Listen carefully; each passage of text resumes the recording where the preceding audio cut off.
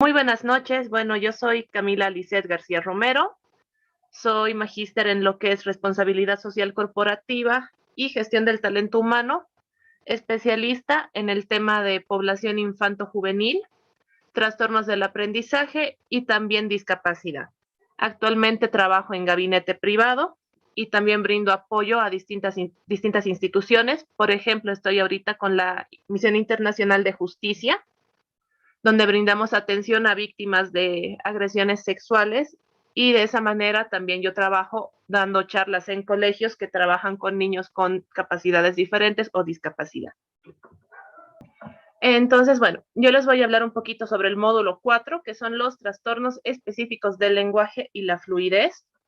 Quiero empezar con una reflexión. Es una frase que la verdad la veo muy acorde a lo que estamos trabajando, que es: si no accedes al lenguaje, en gran medida no accedes a la cultura.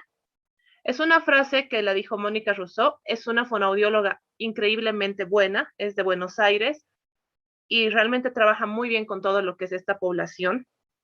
Y realmente esto para iniciar, ¿no? ¿Por qué?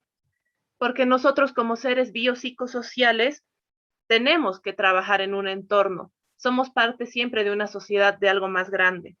Y lastimosamente esta sociedad actualmente todavía tiene falencias en todo lo que es inclusión. Hay pocas personas que manejan lenguaje de señas, por ejemplo, braille, etcétera.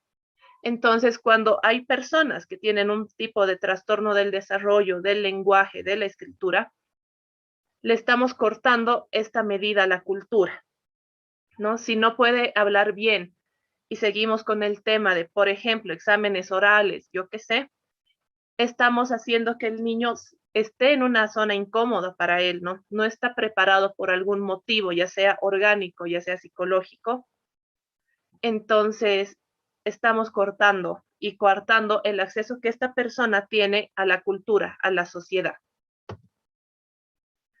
Bueno, un poquito a modo de introducción y como curiosidad, hay aproximadamente un 2% de toda la población infantil que sufre de algún tipo del trastorno del lenguaje, ya sea que afecte de manera al habla, a la escritura, a la lectura, al ritmo, comprensión, o incluso que sea una mezcla de todo esto, ¿no? Hay algunos que al no hablar bien no pueden tener un buen ritmo, sobre todo, digamos, en el dictado, en el tema de la comprensión. Si tuviera, yo qué sé, dislexia, por ese mismo motivo va a tener un problema para escribir y para leer. Bueno, hay que distinguir, ¿no? Tenemos dos conceptos muy importantes acá. El primero es el lenguaje como tal y el segundo es el habla. El lenguaje vendría a ser todo el sistema de palabras y símbolos, también gestos, con el que hacemos nuestra comunicación, con el que damos nuestro mensaje, y el habla es básicamente el lenguaje hablado, ¿no? Lo que en este momento me encuentro haciendo. Pero hay trastornos y son problemas muy comunes, por ejemplo, en el lenguaje, que se puede ver tanto en aulas como se puede ver en familia, en consultorio. Vamos a trabajar con estos dos primero, que vendría a ser la disfemia, que es la tartamudez como se la conoce, y la disfasia. Hay un montón de personas, de niños que tienen un problema de tartamudez. ¿Se puede trabajar con esto? Claro que sí, pero también hay algunos que no va a haber una mejoría tan significativa.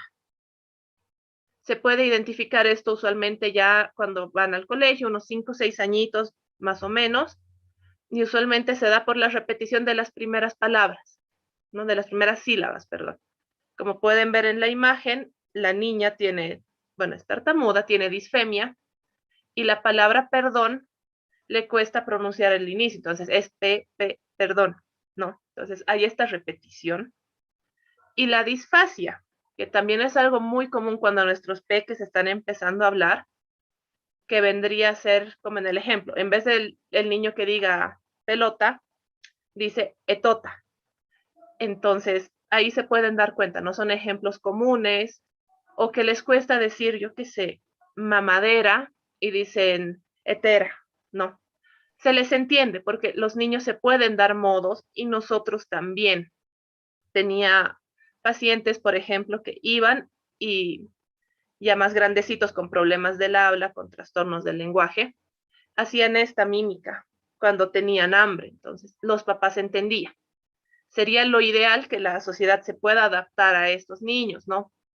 Y el tema también de que no nos guiemos necesariamente por la edad cronológica del niño, ¿no? Muchos me dicen, es que mi sobrina tiene 4 años y no habla tanto, mi sobrino tiene 3 y habla más.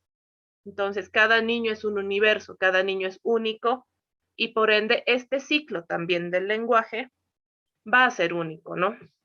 No hay un, no hay un estándar como tal. Sí podemos ver conductas que nosotros esperamos para, no sé, para evaluar el desarrollo, pero esto no significa que nuestro niño, nuestros pequeños estén mejor o estén peor, solamente es que están cumpliendo, digamos, con las conductas.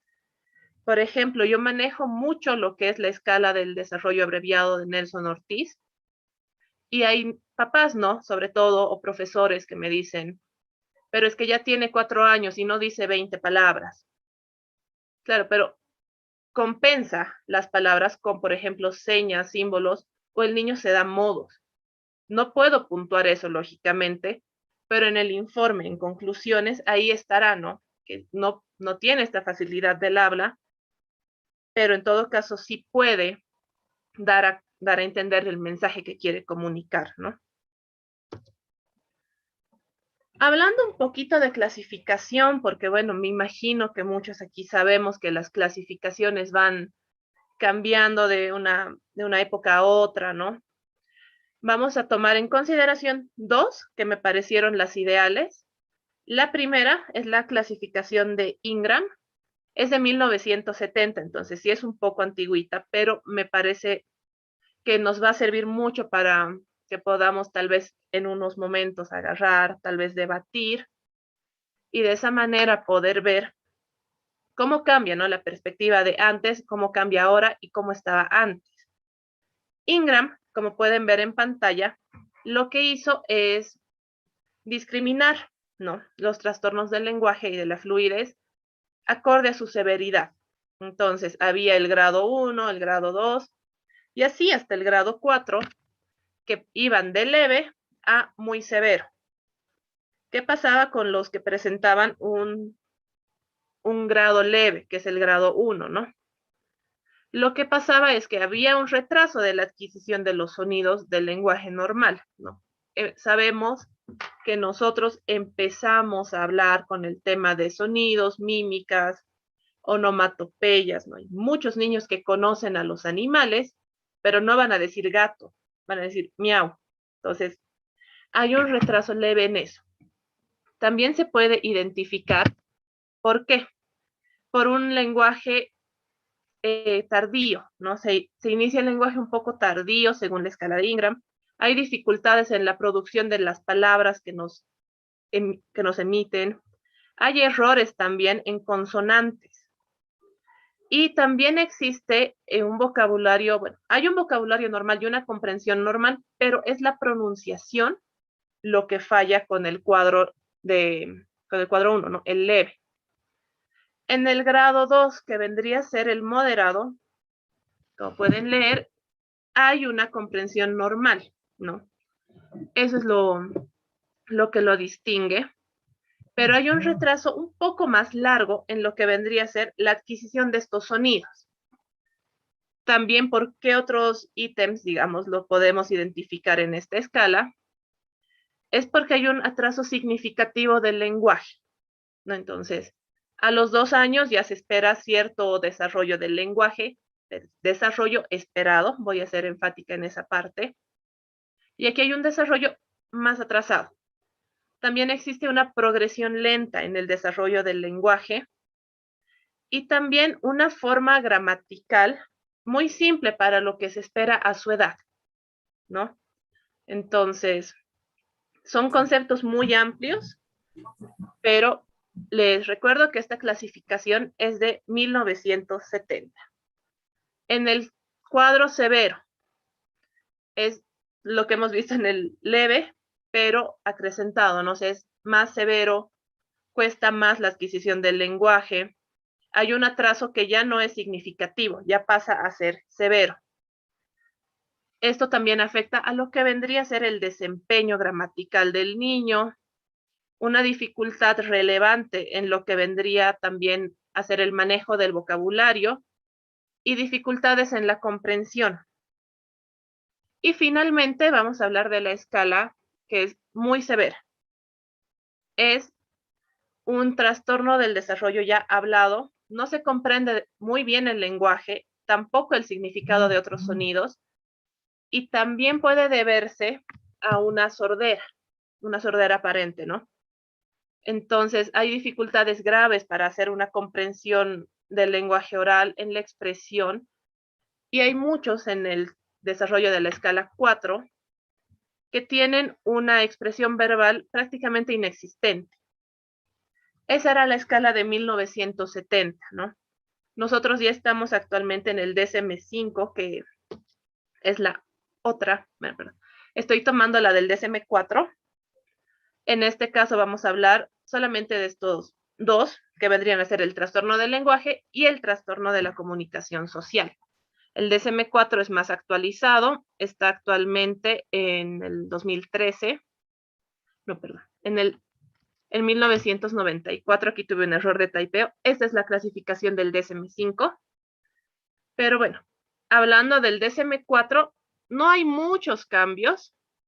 Sí, un poco en lo que vendría a ser la denominación. Por ejemplo, en el DSM-4, que es del 94, existe el trastorno del lenguaje expresivo, el trastorno del lenguaje, y esos dos son los grandes, ¿no? Ahora en el DSM-5 vendrían a ser trastorno del lenguaje y trastorno de la comunicación social. Básicamente hablamos de dificultades persistentes en el uso y adquisición del lenguaje, ya sea hablado, escrito, con signos, etcétera.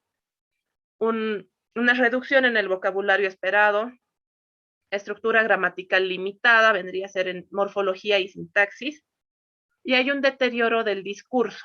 Entonces son niños, adolescentes, adultos que de igual manera tienen un trastorno del lenguaje o tienen un trastorno de la fluidez.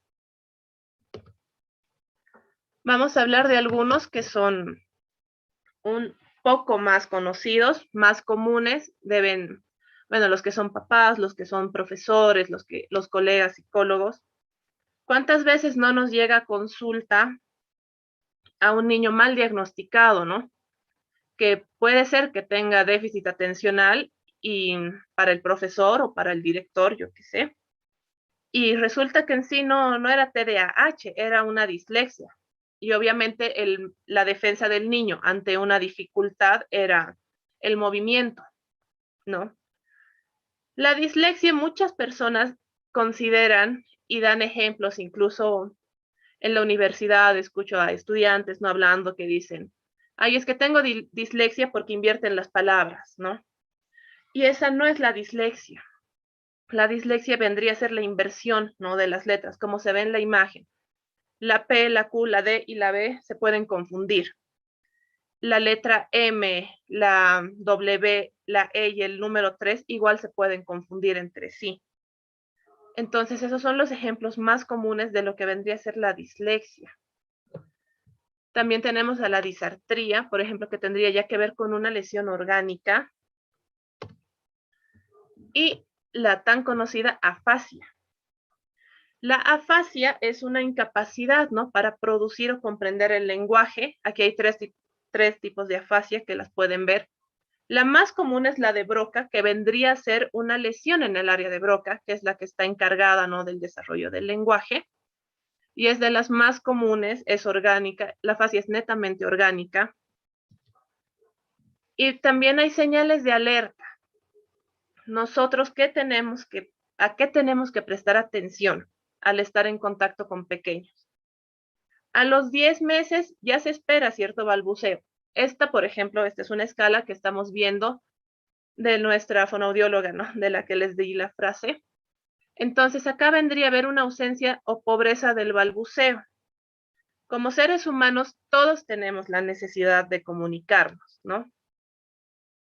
Entonces, los bebés, lógicamente, todavía no pueden hablar y hay muchos que por diferentes motivos no lo van a hacer. Pero el balbuceo es algo que se espera que se haga. Ay, me acaban de decir que no me escuchan. No sé si me escuchan bien porque estoy con volumen al máximo. No sé si alguien me puede decir, Se por escucha favor. muy bien, se le escucha muy bien. Quizá la señorita, la participante, tenga dificultades con su audio, pero hasta el momento está muy bien y claro. ¿Sí? No, Perfecto, no hay inconveniente. Debe ser un tema del internet de la participante. Continúe, por favor. claro, mil gracias. Entonces, bueno, hay esta pobreza del balbuceo, hay una ausencia de balbuceo, ¿no? Incluso los que tienen hijos, los que tienen sobrinos, por ejemplo, yo tengo 7 sobrinas hermosas, sí, algunas han balbuceado mucho más que otras, ¿no? O incluso empezaban a hacer el y como que ya era la previa a saber de que ya iban a tratar de hablar, ¿no? Porque ya tienen que empezar a fortalecer, ya empiezan a entender mucho más de lo que es el lenguaje, ya sienten la necesidad de hablar para comunicarse, ¿no? Hasta los 2 años, 24 meses, ¿qué es lo que se espera? ¿No? Que puedan emitir palabras ya diferentes. En el caso de una señal de alerta, donde ya tenemos que prestar atención, tal vez acudir a fonoaudiología, pediatría, etcétera, es que habla menos de 10 palabras. En este momento, todo lo que estoy tocando es netamente lo que se espera que haga un niño en su desarrollo, en el común, llamémoslo así. Pero no solo voy a hablar de esto, ¿no? Este es el preámbulo para que estemos entrando en contexto.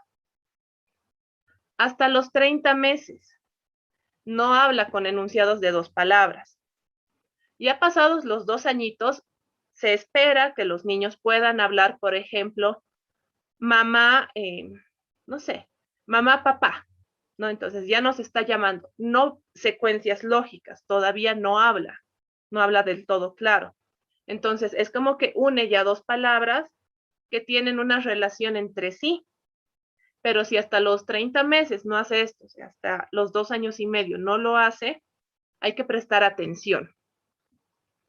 Hasta los 30 meses, bueno, perdón, ya pasados los 30 meses, lo que se espera es que ya en esta fusión de 2 palabritas ya pueda por lo menos incluir un verbo.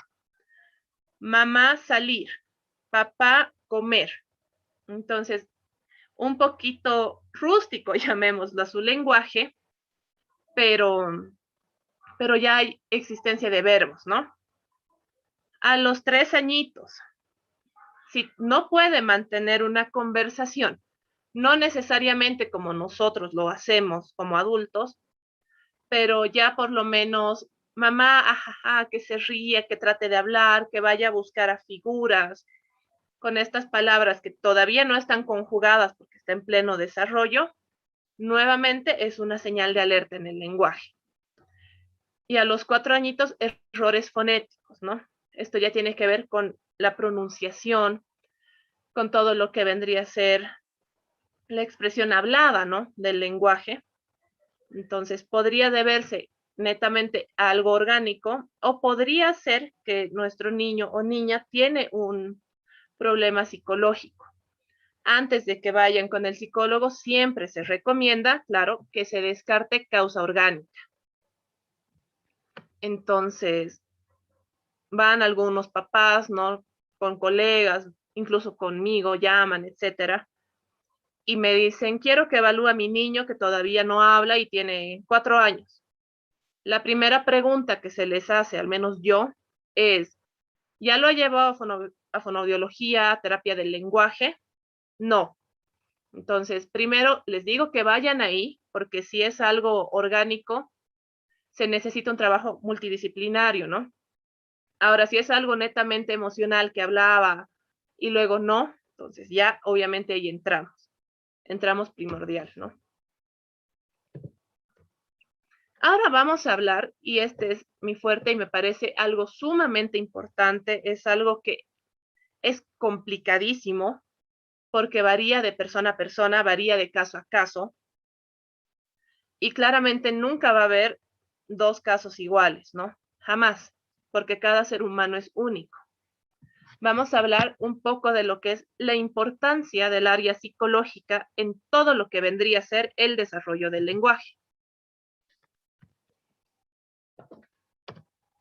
Ok. Primero, la estimulación temprana. Igual si alguien quiere comentar algo, compartir, levanta la manito y participa, porque lo que menos me gusta es estar yo hablando y cero retroalimentación. Bueno, ¿por qué es importante la estimulación temprana? Supongan que tenemos, no sé, tenemos mellizos. Entonces, a uno le doy estimulación temprana a full y al otro lo dejo a un lado y lo estimulo lo necesario, ¿no? A la edad que se requiere. ¿Quién creen que va a tener un mejor desarrollo? En todo, no solo en lenguaje, sino a nivel emocional, afectivo.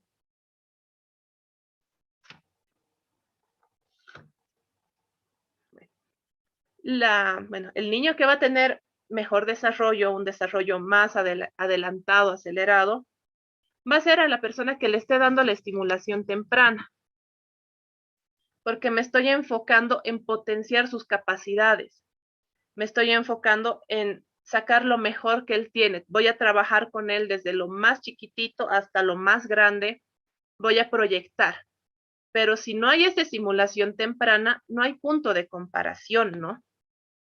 Entonces, esto también influye. Exacto, Aleska. El niño que recibe la estimulación va a tener un desarrollo más acelerado. Esto se puede ver en guarderías, en las mismas familias, ¿no? Entonces, estos factores influyen en todo lo que es desarrollo, no solo del lenguaje. También la historia del desarrollo y la gestación. Han debido tal vez escuchar que ahora hay incluso casos de niños, de niñas que nacen con depresión. No sé si alguien escuchó de esto, le pasó, ha visto, ha escuchado, ha tenido en sus filas un caso con este antecedente de depresión.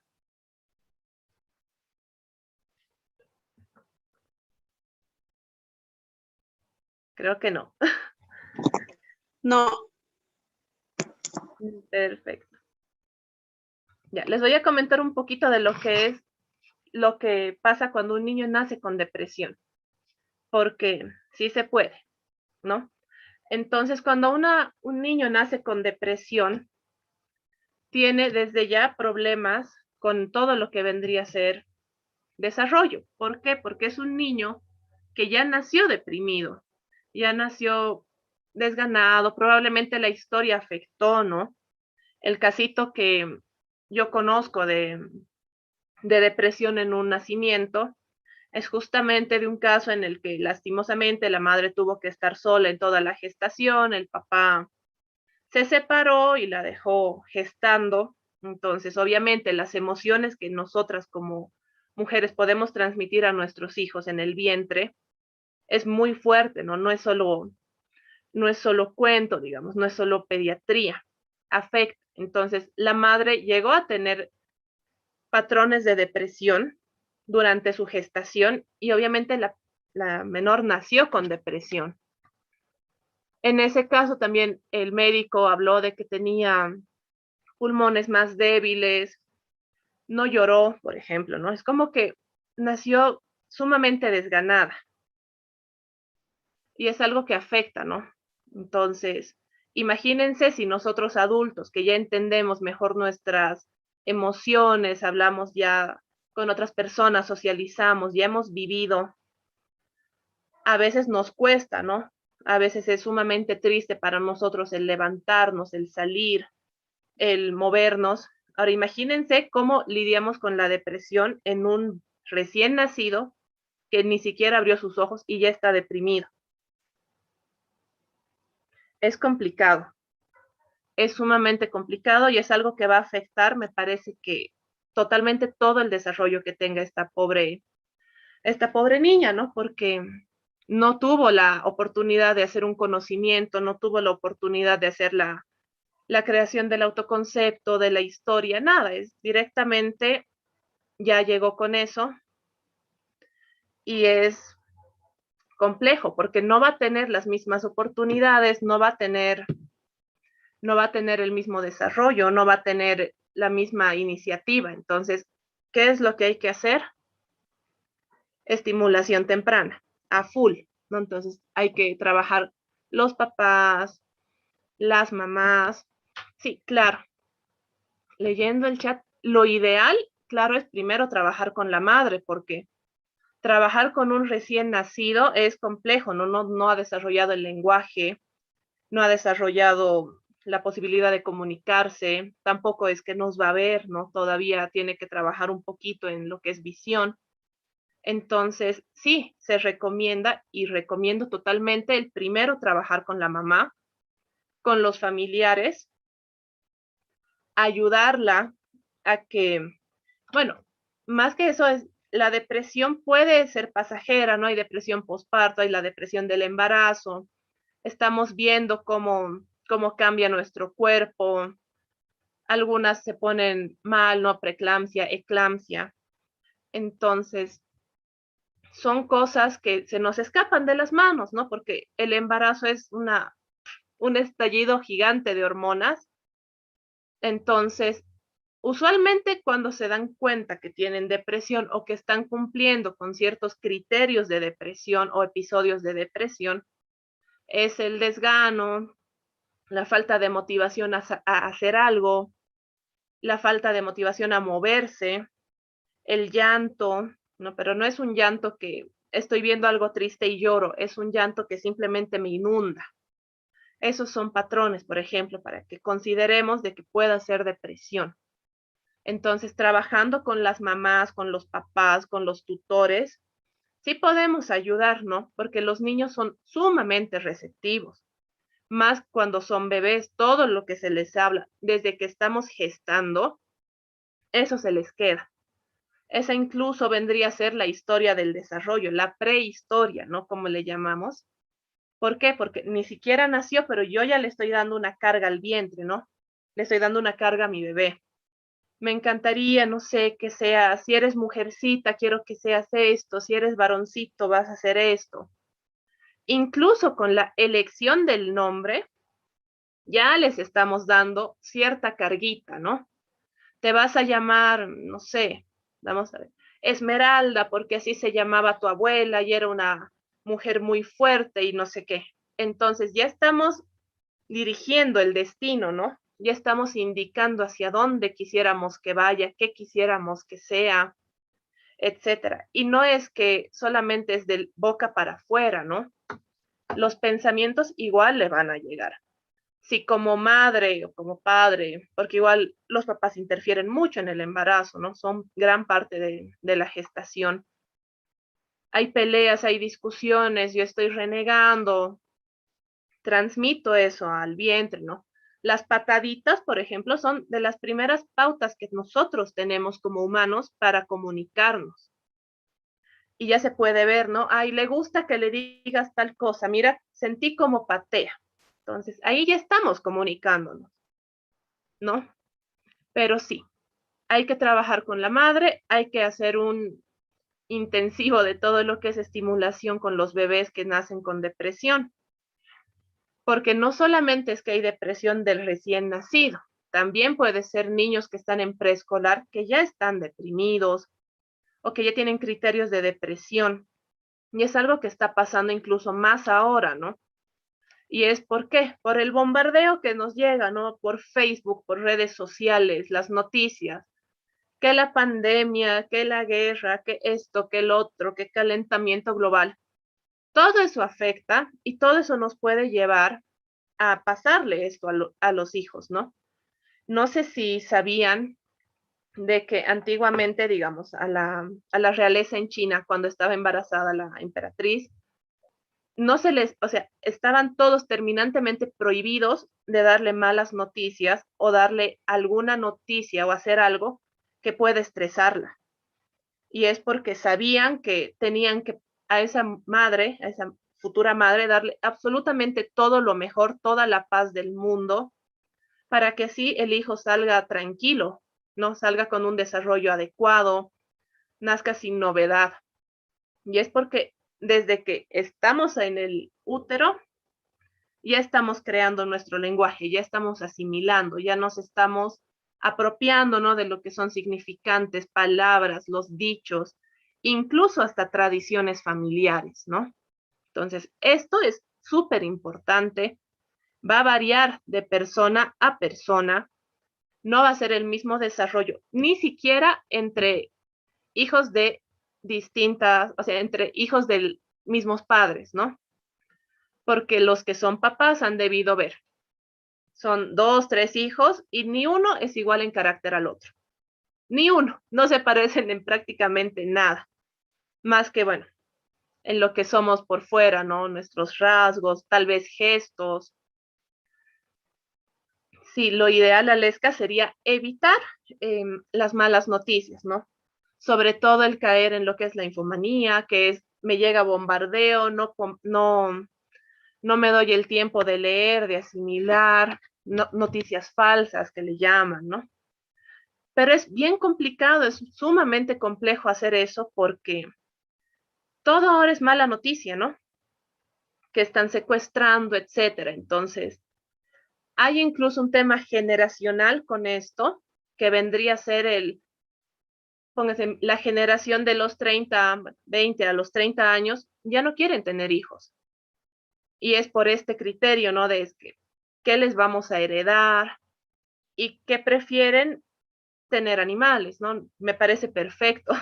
No vamos a criticar las decisiones de cada persona, pero muchos dicen es que eso es egoísta, ¿no? Y ahí está. Mi idea de egoísta es muy distinta a la que puede tener Beverly.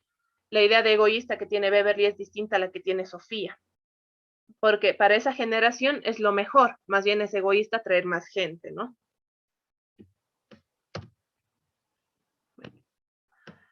También el tipo de inteligencia predominante. Denme un segundito, voy a cargar mi computadora.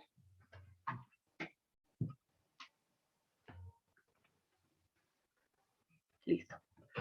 Ok. El tipo de inteligencia predominante es importante. ¿Por qué? Han debido escuchar de la teoría de las inteligencias múltiples, ¿no? Inteligencia motriz, inteligencia del lenguaje, inteligencia intrapersonal, inteligencia interpersonal. Entonces, si tengo a una persona que tiene más inteligencia lógica, que su predominancia es lógica, no va a tener el mismo tipo de desarrollo que una persona que su inteligencia predominante es lenguaje o interpersonal, que es ya la comunicación con otras personas, ¿no ve? Esto también afecta a todo lo que es el desarrollo, porque pasa, ¿no? A ver, les voy a dar un ejemplo de mi familia, que es con las personas que tengo más contacto. Tengo 7 sobrinas. 2 son muy cercanitas, ¿no? Una es hija de mi hermana y otra es hija de mi hermano. Se llevan 18 o 20 días, no recuerdo muy bien ahora. Una habla un montón, no se cansa de hablar y habla súper bien, ¿no? Ya tiene 8 añitos, habla absolutamente todo, cuenta todo, inteligencia emocional a tope, entiende al tiro, entiende así cuando una persona está triste, cuando una persona está enojada. Yo que sé, también cuando hace algo mal, ella es muy receptiva, ¿no? Es sumamente sensible. Entonces, tiene un manejo de lenguaje increíble, ¿no? Incluso en su colegio se sorprenden. Pero mi otra sobrina, y no es bueno comparar, pero es para que entiendan más o menos cómo se da esto del predominio de la inteligencia y qué tipo de inteligencia. No es tan receptiva de las emociones ni de ella misma ni de los otros, pero es sumamente inteligente para armar cosas. Arma cosas, es capaz de quedarse quietita, no le gusta hablar mucho, le cuesta un poquito el lenguaje, eso sí, el lenguaje hablado, pero entiende un montón de cosas, ¿no? Su inteligencia es mayormente espacial. Ama armar rompecabezas, hacer torres, hacer puentes, le encanta dibujar. Entonces es mucho más artística y espacial que mi otra sobrina, que vendría a ser sumamente emocional, intra e interpersonal, ¿no?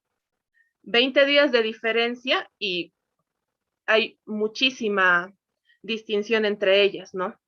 Y no es porque una esté mejor que la otra, es porque una ha tenido una estimulación más para ese lado, la otra para el otro, su inteligencia predominante es de un tipo, de la otra es del otro. No está mal, ninguna es mejor que la otra y ninguna es peor que la otra, simplemente son diferentes, como todos, ¿no? Y bueno, voy a pasar a una presentación de caso. Es algo muy llamativo y aquí sí, por favor, les voy a rogar que puedan participar, porque esto es muy importante para que nosotros podamos dar solución, podamos hacer un compartimiento, ¿no? De yo pienso que es esto por esto, etcétera. Entonces, lo pueden hacer por chat o levanten la manito y de esa manera vamos a ir tanteando, ¿no? Les presento el caso. Es un paciente de 7 años. Llega a consulta, ¿por qué? Porque los padres refieren que el menor no habla bien. ¿A qué me refiero que no habla bien? Esto es acorde a los papás.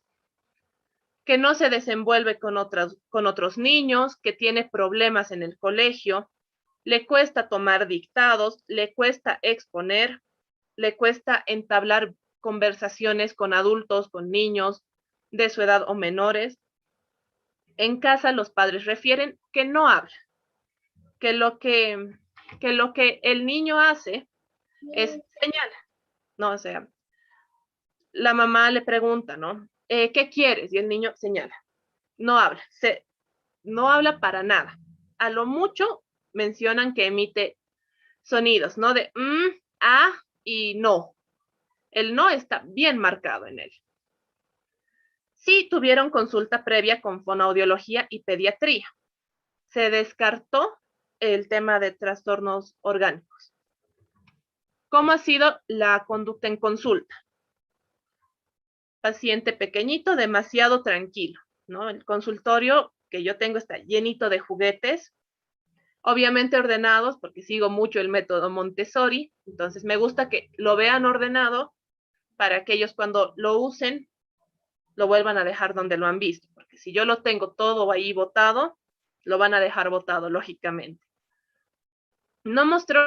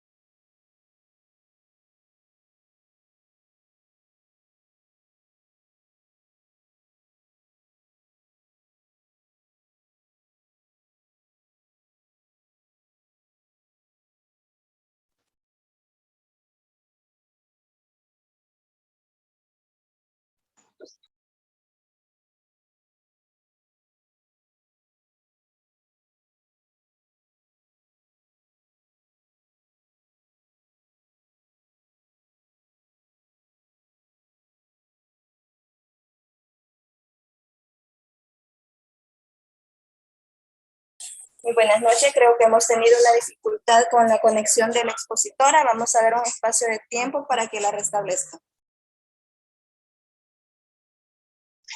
Gracias.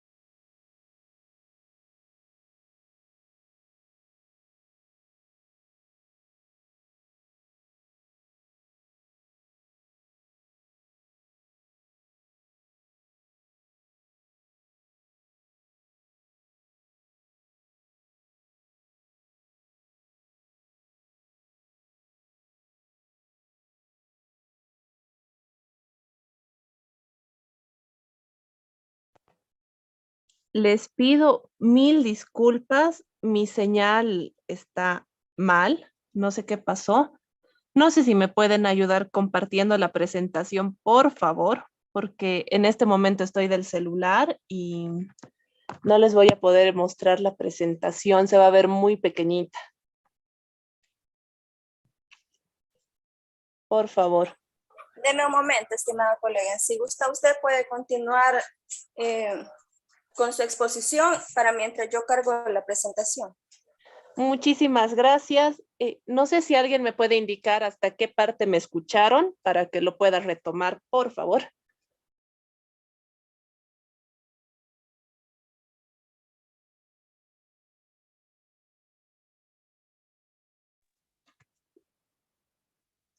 ¿O me han escuchado todo lo de la presentación del caso? Perfecto, voy a prender mi camarita. Listo. Como les iba comentando, ¿no? Paciente de 7 años, nada de curiosidad por el ambiente nuevo en el que estaba. Y eso fue lo más llamativo, ¿no? Llega con los dos papás, papá y mamá. El niño se sienta al medio. Le dije en consulta, yo le indico, ¿no? ¿Quieres jugar con algo? ¿Qué te gustaría hacer? Y el niño simplemente hacía esto. Le presenté los juguetes, le dije, puedes jugar con esto, hay estas opciones, y me miraba, bajaba la mirada al piso. Yo dije, bueno, entonces, ¿qué pasó? Empezó a hablar la mamá, ¿no? Porque usualmente las mamás pasan, usualmente, no es ley, suelen pasar más tiempo con los hijos. Entonces, es la mamá quien empieza con el tema de, es que licenciada, vemos que no habla, no se relaciona, no nos quiere comentar nada, no sabemos nada, en clases no habla, solo dice no y dice sí, presenta trabajos, hace sus tareitas, pero el papá ya la corta y le dice, su letra es muy fea, no se le entiende. Y el niño mirando al piso, calladito. De vez en cuando decía, y paré de contar. Le pregunté el nombre, me habló muy bajito, no le escuché. Y obviamente no les puedo dar el nombre por tema de privacidad. Y fue la mamá quien me dijo el nombre, ¿no? Bajó el oído la mamá y me dice, se llama Pepito, supongan, ¿no? Se llama Pepito. Entonces, mi primera hipótesis, lógicamente, ha sido, bueno, si la mamá y el papá hablan por él, no hay la necesidad de comunicación por parte del niño, porque hay otras personas que lo van a hacer. Pero les voy a dar un poquito más de pautas hasta que nos compartan la presentación, para que vayan tanteando, vayan viendo qué opinan ustedes, vayan elaborando ahí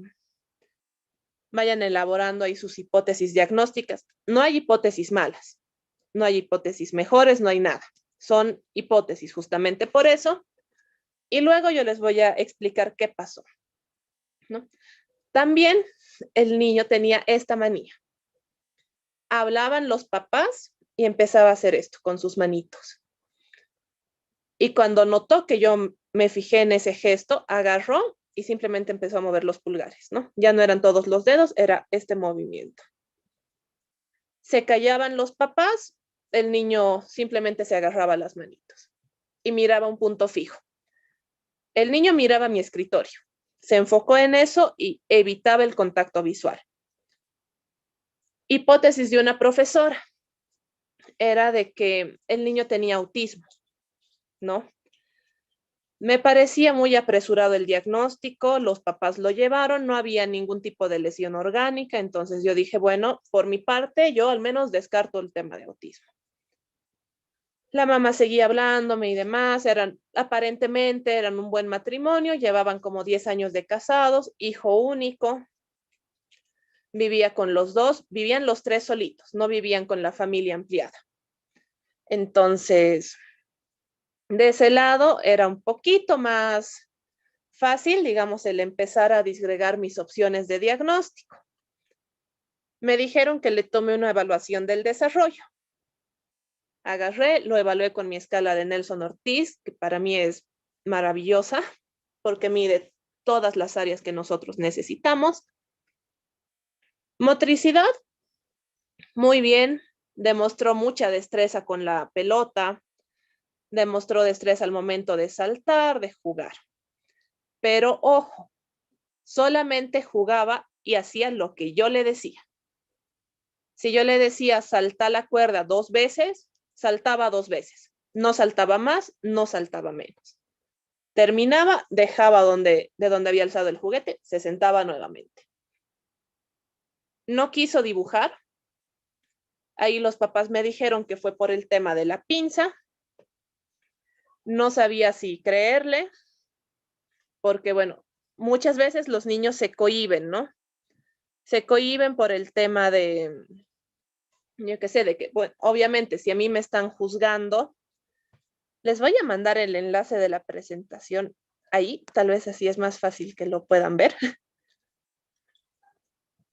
Entonces, bueno, hasta ahí les voy a ir dando mis pautas. ¿Quién quiere participar? ¿Quién quiere decirme qué cree que puede ser? ¿Qué creen que podía tener este niño?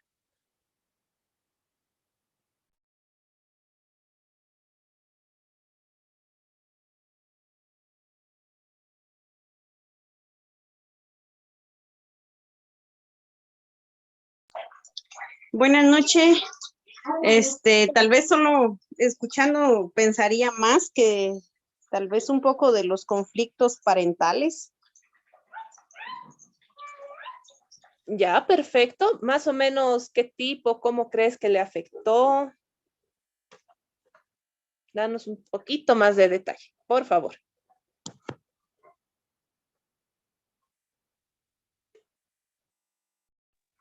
Pues de repente la relación de los papás pudiera ser que por eso él no hablaba y de repente solo sin dar diagnóstico, ¿verdad?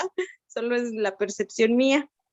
Claro. De repente diría yo pues que tal vez no lo dejan también ir haciendo las cosas, que termine él las cosas porque hacen las cosas por él y entonces él se acostumbra a que le van a resolver las cosas, diría yo. Perfecto. Mil gracias, Esmeralda. Es una muy buena hipótesis. A ver, vamos a ver en el chat qué nos dice. Buenas noches. Buenas noches. Por favor. Gracias. Considero que no se le estimuló la autonomía y pues no dejaban que el niño actuara con libertad. Sí, todo lo decidían por él. Creo que ahí faltó autonomía por el estímulo para que él fuera alguien independiente y que pudiera tomar decisiones, que aprendiera a tomar decisiones desde pequeñito. Perfecto. También puede ser, ¿no? Imagínense que ahorita estamos tipo en un consejo médico, ¿no? Donde todos podemos opinar, donde todos podemos decir nada. Bueno, decir todo en este caso, perdón. Aleska nos dice que nunca lo dejaron hablar ni hacer nada. Y bueno, no tengo el nombre, dice PC, quizá un padre perfeccionista. Oh, ya tenemos la presentación, muchas gracias. Perdón, ¿Alguien colega. más? Sí, estaba creo que en la diapositiva 14, si mal no recuerdo. Por favor. ¿Alguien más que quiera participar? ¿Están a favor? ¿Están en contra? ¿Comparten? ¿Qué les parecen los criterios que nos han dado los compañeros? Buenas noches, estimada colega. Perdón que le interrumpa. ¿En cuál diapositiva me sitúo? Ah, le mandaron el antiguo. Está en el chat, ahí le mandé el enlace para que pueda entrar directamente a Canva. Perfecto. Para que sea más, por favor. Perfecto. No sé si alguien más tiene algún criterio, difieren, comparten.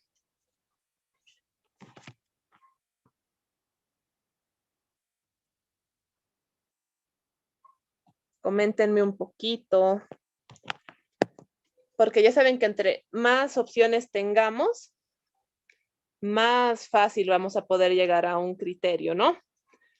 Jessica nos dice que los padres no le permitieron el desarrollo de las habilidades como interacción, comunicación, autonomía, procesos de desarrollo a nivel social. Podría ser, ¿no? Podría ser que en un principio la primera idea que yo igual tuve es, deben ser los padres, ¿no? No le dejan hablar, no le dejan decir nada, todo le traducen, digamos. Pero va por ahí, están muy bien. ¿Alguna otra hipótesis que alguien quiera compartirnos, tal vez? Porque les prometo que lo que les voy a explicar del caso es una vuelta muy llamativa. Es un caso que a mí personalmente me llegó a tocar unas hebras muy finitas que tengo porque es algo complejo. Es el primer caso que he visto en toda mi carrera de este tipo. Eso es solamente con la primera sesión, ¿no? Por favor, Ruth.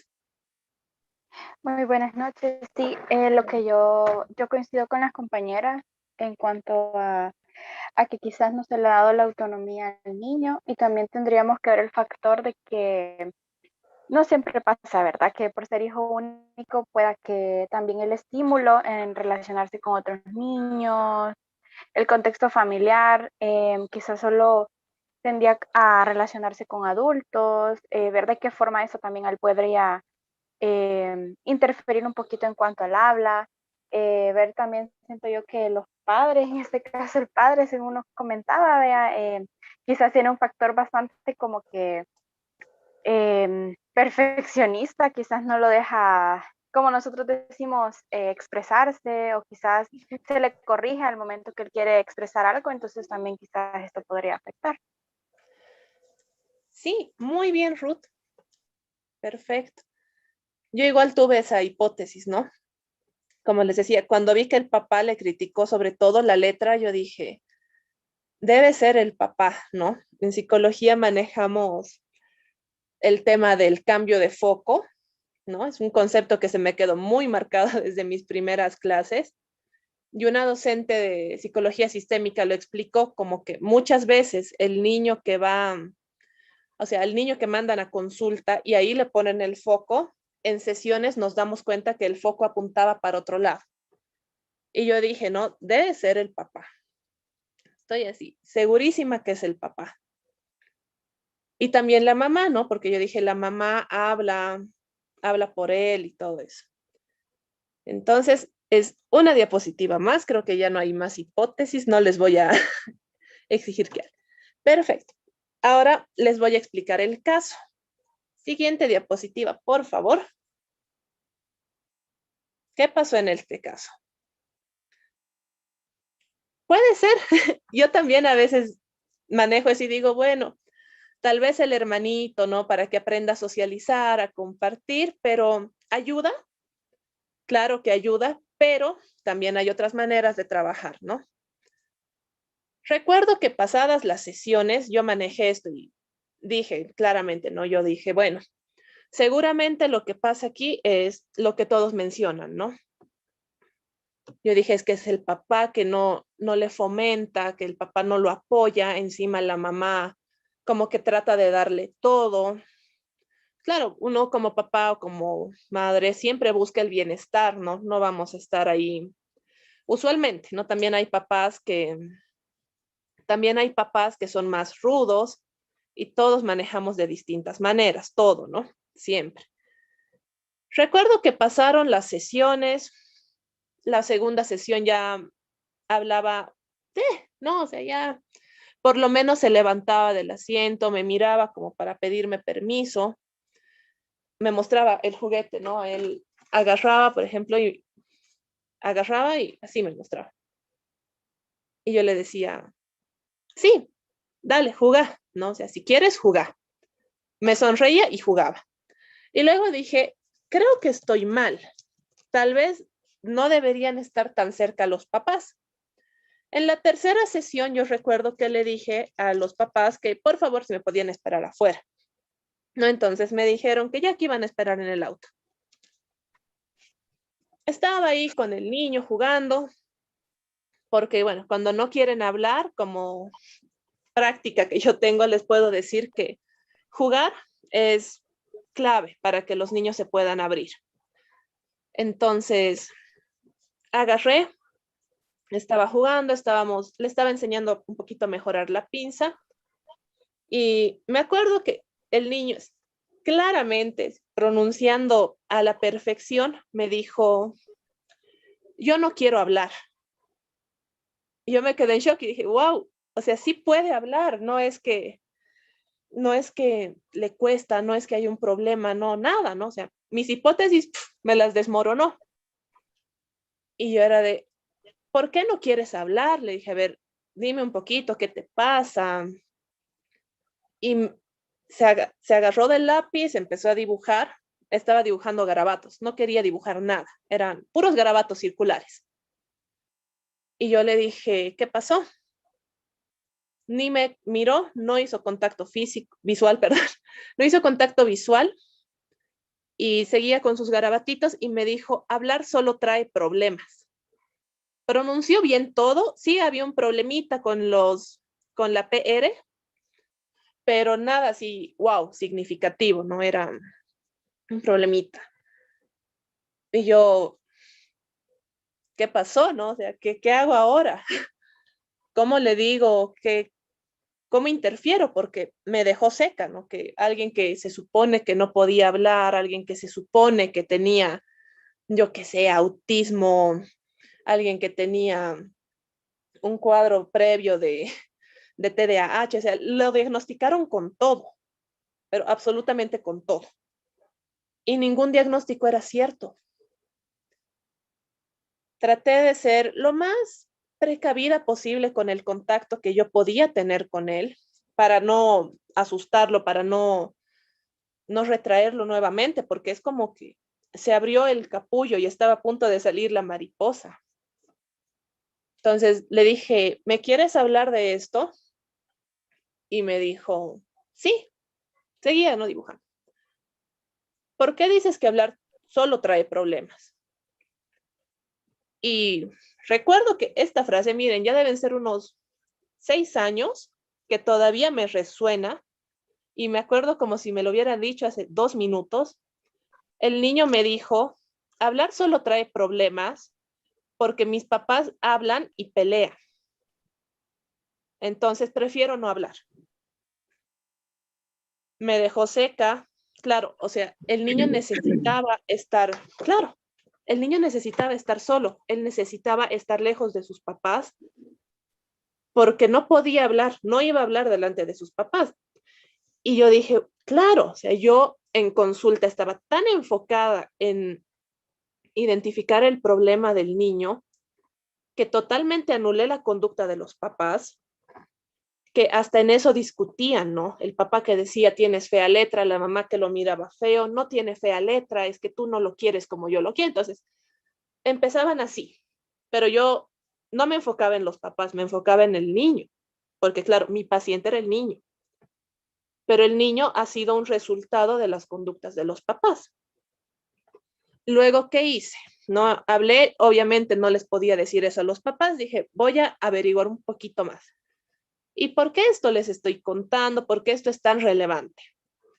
Porque muchas veces los papás, los tutores, los mismos psicólogos, profesores, todo, van a pedir un diagnóstico, porque es lo más accesible, lo más sencillo, ¿no? Veo un niño que es, llamémosle, malcriado, que no hace caso, no presenta trabajos, debe tener déficit atencional. Sí, le cuesta el dictado, no, debe tener algún tipo de trastorno específico del lenguaje, debe tener dislexia. Entonces, diagnostíquemelo y cúremelo, digamos. El niño no tenía absolutamente nada de esto. Él no quería, y hago énfasis en él, no quería hablar de esto, no quería hablar, porque claro, ¿no? Luego he dicho, bueno, hablaré con los papás a solas, ¿no? Pasadas unas 3 sesiones que yo estaba trabajando con el niño, empecé a hablar con los papás y no puedo ir O sea, sí puedo, pero no es ético y no es terapéuticamente significativo, digamos, que yo como psicóloga vaya y diga, muchos se pelean delante de su hijo y a ver qué hacen, ¿no ve? Entonces, hay que buscar con nuestro lenguaje, a nuestras capacidades, el cómo decirles de manera muy asertiva y también para que no haya no reprendan al niño, ¿no? Que le digan qué estás contando. He ido lo más sutil que pude, a ver, y ni bien les empecé a decir como que tal vez el niño escucha muchas peleas, no sé, o ven programas, no sé, de noticias, de debates, donde la gente habla y discute, lo está haciendo cerrarse, ¿no? Empezaron a pelear, que la mamá le decía al papá, es que vos solo ves, ¿qué veía el papá? Artes marciales mixtas, que ahí se pegan y están gritándose, que no sé qué. El papá que le decía, es que vos hablas delante de él con tus amigas en teléfono, escucha todo. Pero no se daban cuenta de que el verdadero problema estaba ahí, no estaba gritando. Decía, aquí estoy, denme bola, préstenme atención, el lenguaje aquí no es correcto, nuestro medio de comunicación no es el adecuado. Entonces, por eso les puse eso. El vínculo que los padres tenían no era el más sano para el desarrollo del niño. Por ese motivo, el niño decidió no hablar, porque fue una decisión. Dijo, no hablo más y punto, porque no quiero discutir. El niño vinculó el habla con problemas. Y claro, ¿cómo no? ¿No? Si su fuente primaria de contacto hablaba y discutía, de todo y de nada, en palabras del niño. No, yo no sé, no vivo con los papás, no tengo idea cómo será su relación. Pero ese fue mi caso. Ese fue un caso tan complicado de trabajar que en realidad no había causa orgánica, no había ningún tipo de trastorno específico del lenguaje. Se presentó como un trastorno del lenguaje, como un trastorno de la fluidez, pero resulta que no. Era un caso netamente psicológico, netamente emocional y complicado, ¿no? Complicado porque no podemos ver el interior, no podemos identificar, no podemos leer mentes. Entonces, muchos casos van a llegar así, ¿no? Porque, ¿qué es un trastorno del lenguaje? Básicamente es esto, es un problema para darse a entender, para comunicarse o para entender el lenguaje de la otra persona. Eso vendría a ser, en cortas líneas, un trastorno del lenguaje. Pero hay otras variables que tenemos que considerar. Ahora, ¿cómo se trabaja? ¿No? Por ejemplo, si yo tengo, sí, hubiera sido ideal que pueda diagnosticarlo antes, Aleska, pero es bien complejo porque hay una línea muy delgadita entre lo que es el avance diagnóstico, digamos, pero hay niños, hay pacientes de todo, adultos incluso, que si yo soy muy incisiva, se van a cerrar. Entonces hay que saber, ¿no? Por dónde ir, por dónde entrar.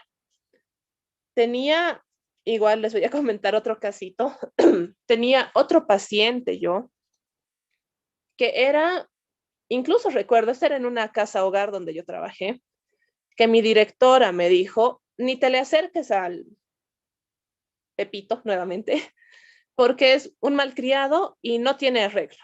Entonces, mejor ni le hables. Yo tengo la manía de que si alguien me dice, esto no hagas o esto no puedes hacer, yo digo, voy a tratar y voy a hacer. Entonces fui, me acuerdo que lo habían castigado, estaba deshiervando y me presenté, me miró, me dijo, no me dio la mínima atención. Entonces, yo recuerdo que tenía que ir, darles talleres, no todo lo demás, porque también tenía casos de chicos que tenían dislexia, chicos que tenían trastorno del lenguaje, ¿no? Que no podían pronunciar bien las palabras, otros tenían rotacismo, que es la pronunciación de la R, ¿no? Entonces, les iba a dar talleres de todo un poco, me decían que él no tenía solución, que era un mal alumno, mal estudiante. El chico vino así con un cartel aquí enorme de niño problema, porque era un niño, tenía 10 añitos. Y yo dije, no hay niño problema, es el entorno, usualmente el que le da problemas. Obviamente puede ser, exacto, Lesca, me dicen, no vayas, con más ganas voy. Porque yo digo, tal vez yo sí puedo, ¿no ve? No voy a bajar los brazos antes de ir a hacer algo. Fue complicado, me costó un montón, me robó, me robó mi computadora. Y porque yo iba a trabajar con laptop, obviamente, un día salí al baño, volví, ya no había mi laptop. Me dijeron, debe ser el Pepito. Efectivamente, no me gusta que sobrecalifiquen, pero efectivamente fue Pepito. Y recuerdo muy bien que fui, no le dije nada, no quise darme mi computadora, nada. Le dije, ven por favor a mi consultorio, estábamos ahí nuevamente, le encantaba jugar fútbol y le empecé a hablar de fútbol. De esa manera hice vínculo con él. No me devolvió mi computadora hasta una semana después. Obviamente no estaba avanzando el trabajo y claramente tampoco le dije a mi directora, porque el castigo que ellos tenían era te quito el fútbol, te quito la pelota y te quedas a sacar pasto. Y recuerdo que él empezó a ir a mis sesiones, iba a mi consultorio, se sentaba, no me hablaba, pero estaba ahí, como asustado, como queriendo decir algo. Llegó al día siguiente, después de casi 10 días, yo ya pues mi computadora, tengo que presentar mi POA, y agarró y me dijo, soy ratero, no soy un ladrón. Y yo, ¿qué? Todo mi consultorio, mis juguetes, mis hojas, todo lo empezó a botar. Todo, absolutamente todo. Y agarraba cositas, ¿no? Tajadores, yo qué sé, y se los guardaba al bolsillo y me decía, porque soy un ratero, porque soy ladrón, entonces te voy a robar. Me quedé callada. Esta fue una suerte de intervención, no sé, porque yo no sabía qué hacer. Empezó a guardarse mis cosas y yo, bueno, ¿qué hacemos? Y recuerdo que yo dije, bueno, agarré y empecé a arrancar mis cuadros, empecé a arrancar mis calendarios, todo. Me miró y me dijo, ¿qué estás haciendo, seño? Porque él me decía seño porque era su forma de respetar, digamos, porque eran niños y adolescentes de población calle que iban a esa casa hogar. Entonces, le dije, te estoy ayudando a destruir. Se fue, volvió con mi computadora, me la dejó, se puso a llorar y me dijo, todos dicen que yo soy un ladrón y para ellos yo soy el malo, entonces tengo que ser el malo. Ese criterio a los 10 años me sacó brutalmente de todo, ¿no? Me movió todo y dije, tienes razón. Si desde el día 1 ni siquiera lo había conocido y mi directora ya me dijo que era ladrón, que era un niño problema, complicado, ¿no? Y él me dijo, ¿qué más voy a hacer si esperan que yo robe? Y esto, ¿para qué les cuento? Para que vean cómo puede hacer una palabrita, un criterio, una característica que ni siquiera es de él, cómo se la puede apropiar. Me costó un montón desestructurar eso. Me costó prácticamente sangre, porque debí de estar como 4 meses, pero bien metida en su caso, porque dije, no, tal vez me sacan mañana y tengo que tratar de darle las herramientas para que él pueda lidiar con esto. Hablé con los profesores, hablé con los que se quedaban a cuidarlos. No me hicieron caso, obviamente, pero le traté de dar todas las herramientas posibles. No sé si alguien quiere comentar algo o ya podemos pasar a la parte nuevamente de la trama que vendría a ser los trastornos del lenguaje para que les pueda hablar un poquito más, ¿no? De lo que es, cómo puedo intervenir, cómo puedo hacer un diagnóstico, porque ahorita ha sido un pantallazo general de todo, ¿no?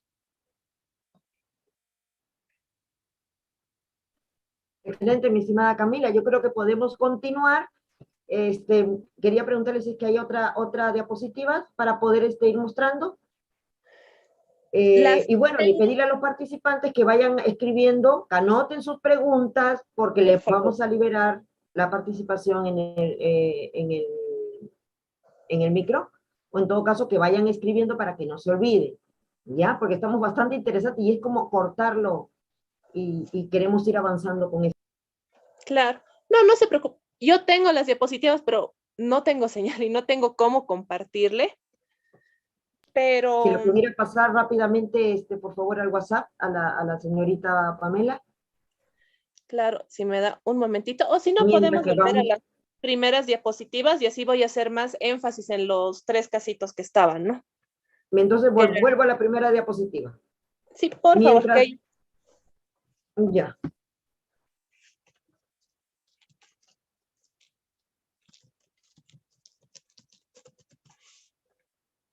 sería. Ah, no, es después. Ahí. Así voy desglosando un poquito más lo que son tartamudez, disfemia, todo eso. Perfecto, muchísimas gracias. Entonces, ¿cómo se puede diagnosticar, no? Les voy a hacer nuevamente énfasis en que primero hay que ver causa orgánica, ¿no?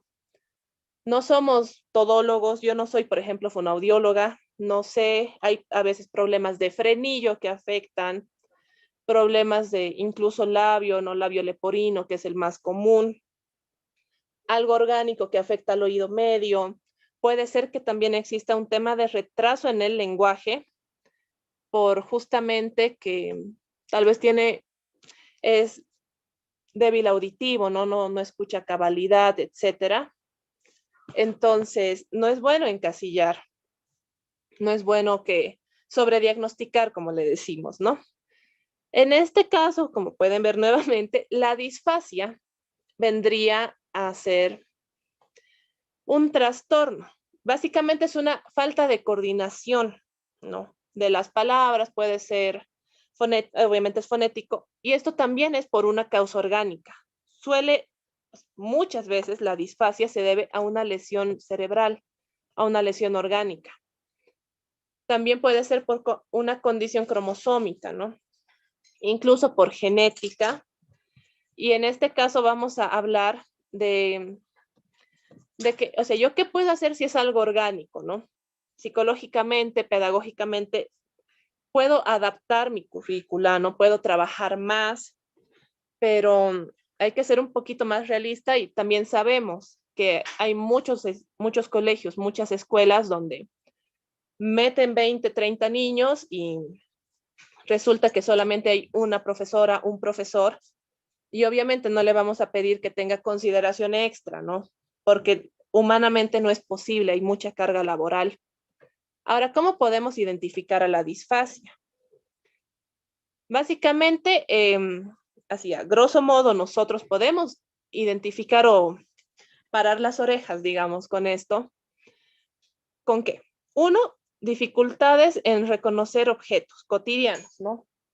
Obviamente, si por ejemplo yo les presento esto, tal vez muchos no sepan qué es o es ambiguo, ¿no? Pero si yo presento esto, que es algo que es diario, lo ven todo el tiempo, me dirán taza, ¿no? Taza, vaso, yo qué sé. Entonces hay una confusión, él en vez de decir taza o vaso me va a decir olla. Entonces es ese tipo de confusión. También en el tema de ortografía, esto se ve más en la disfasia al revisar cuadernos, al hacerles dictado, al pedirles que escriban su nombre, etcétera. Y también en el tema de que hay un leve retraso para el tema de adquisición de lectura. Les cuesta un poquito más asimilar, aprender a leer. Y también este es el más fácil, llamémoslo así, el criterio más sencillo de acordarse, es que les cuesta repetir y hacer palabras largas, o sea, recordar. Por ejemplo, en colegio muchos utilizan, ¿no?, el jueguito del teléfono, de los mensajitos que tengo que decirle al compañero. A ellos les va a costar, ¿no? Porque orgánicamente están predispuestos a tener estas dificultades. Entonces, de esa manera se puede detectar la disfasia. Son criterios, obviamente no les puedo decir esto es ley y punto, puede deberse a otros trastornos, puede deberse a otras condiciones, Incluso puede ser por el tema de cambio de país, cambio de lenguaje, ¿no? Hay algunos que nacen en un lugar donde hablan inglés y los traen a donde hablamos español. Les cuesta un poco más, entonces siempre hay que tratar de identificar todo lo que se pueda para no dar un diagnóstico equivocado. Porque si damos un diagnóstico equivocado, estamos perjudicando a los niños, a las niñas, etc. ¿Qué puedo hacer yo para trabajar con alguien que tiene disfasia? Disfasia ya identificada. Primero, trabajar memoria auditiva, ¿no? ¿Cómo hago eso? Haciendo sonidos familiares, ¿no? O sea, por ejemplo, no sé, voy a verbalizar más. Voy a agarrar y le voy a decir no, con toda la boca, ¿no? No voy a hablar bajito. También, ¿qué puedo hacer? No, empezar a chasquearle, yo qué sé, todo eso para que ya relacione el estímulo a algo. También ejercicios para distinguir sonidos. No puedo agarrar, vendarle los ojitos, hacer musicoterapia, ponerle distintos tipos de música. ¿Qué es esto? No puede ser esto que es que estoy golpeando el teclado, o puede ser esto, que es como porcelana, ¿no? Entonces, ese tipo de distinciones del sonido va a ayudar. También ejercicios bucofaciales. Estos sí o sí tendrían que trabajarlo con terapia del lenguaje, con fonoaudiología para que les puedan dar más detalle. Creo que mañana vamos a tener esa ponencia. Pero, ¿qué podemos hacer? Inflar globos, porque ahí estoy trabajando esta área. Soplar velitas, hacer más dinámico, no poner, yo qué sé, tapitas de las tapitas de botella, soplarlas para que podamos fortalecer. Y también si se fijan al soplar, es como que hago la U, entonces de esa manera le ayudo. Entonces, eso podemos utilizar para trabajar en disfasia, nosotros como personas particulares, digamos, ¿no? Luego, en el caso de la tartamudez, vamos a hablar de los más comunes, porque es lo que más vamos a ver. Obviamente hay más y como les hago siempre hincapié, no todos los diagnósticos son lo mismo, no todos los casos de tartamudez son lo mismo y se tratan de la misma manera y se trabajan de la misma manera. En el caso de la tartamudez, puede ser que sea permanente, que bueno, ahí ya obviamente estamos hablando de algo orgánico, o algo circunstancial. Por eso es tan importante hacer este diagnóstico diferenciado, ¿no? Excelente, Siempre mi estimada colega. Mil disculpas la interrupción. Estaba tocando el tema de la tartamudez. Eso, gracias por darnos ese concepto. Nosotros lo que necesitamos es enfocarnos en el tema del retraso y la fluidez del lenguaje. Necesitábamos los ejercicios. Con el tema de la tartamudez lo estamos viendo en otro módulo para no distraernos un poco, ¿no? Porque es lo que me estaban escribiendo la participante. Y tiene razón, le comento, porque está súper interesante, pero tenemos que centrarnos en el punto que indica aquí, que la evaluación y diagnóstico que bien nos ha hecho mención, los ejercicios de estimulación y elaboración del cuaderno práctico, ¿no? Para poder, ¿qué nos sugiere? ¿Qué técnicas podríamos nosotros utilizar? Y el otro punto que es súper interesante es el tema inclusivo, que es ¿no? Para poder ver el trastorno específico en el caso de los niños con esta dificultad. Claro, no se preocupe, más bien muchas gracias. Muy amable, gracias. Claro, bueno, para trabajar siempre tenemos que ver el caso a caso y ver cómo podemos llegar. Ahora, si nosotros vamos a trabajar en grupo, que sería lo ideal, es trabajar de la siguiente manera, ¿no? Viendo las aptitudes y capacidades de cada uno de los niños que tenemos, cómo nosotros podemos trabajar con ellos, qué podemos hacer y que no signifique algo difícil para ellos, ¿no? Si tengo un niño que tiene un trastorno del lenguaje y le cuesta pronunciar palabras específicas, no le voy a poner un ejercicio donde él los tenga que hacer tan directamente, lo puedo frustrar. Entonces, ¿qué podemos trabajar como para que sea didáctico?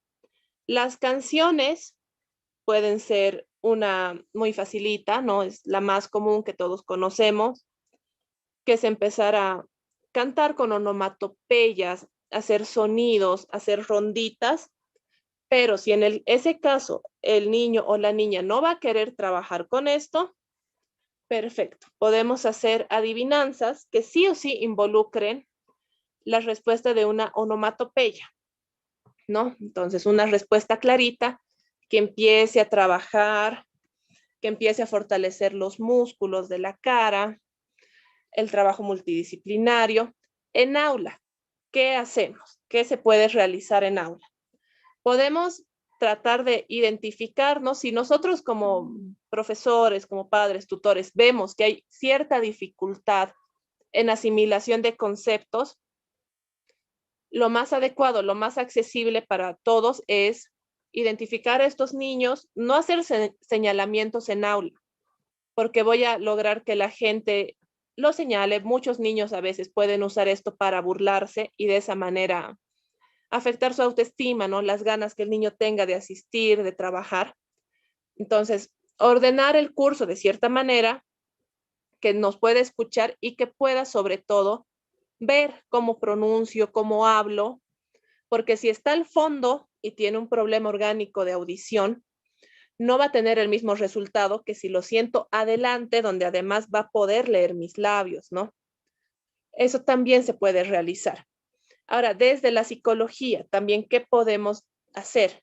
Si han escuchado hablar de los libros sensoriales, esos son maravillosos para trabajar, porque ya estamos haciendo que el niño entre al mundo simbólico, ¿no? ¿Cómo? Porque le estoy mostrando, le estoy dando cosas para que vea, para que vaya interiorizando, ¿no? Si hay abecedario, ya los puede ir tocando, va a ir sintiendo las letras, y ya luego voy a hacer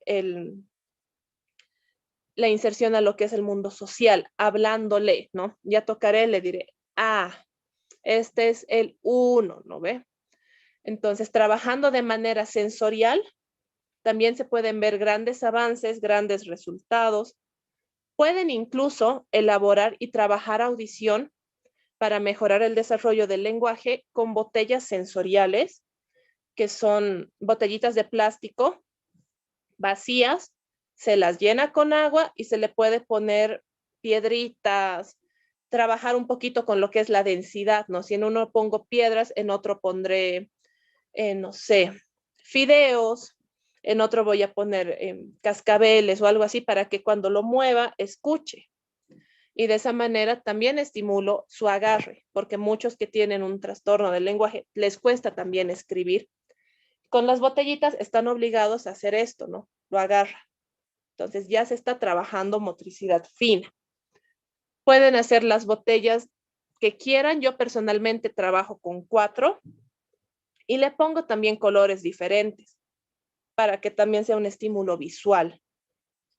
Otra manera que es práctica para que hagamos la inserción de esta población a lo que vendría a ser todo lo que es símbolo, ¿no? Porque las letras, los números, todo es símbolo.